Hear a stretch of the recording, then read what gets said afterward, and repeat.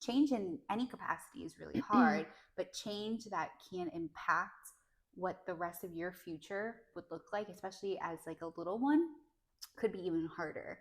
Right. And so I think having those difficult conversations with a child is really imperative, even though it's hard, and that can produce like some setbacks in its own way. Right. So what do I mean by that?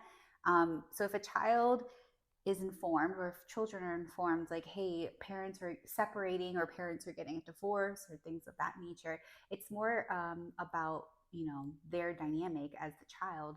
Life as they know it is completely going to change, because typically what this looks like is like mom and dad either like change locations, I think right? that is one of the biggest, with my clients, one of the biggest reasons that I see setbacks with my kiddos is because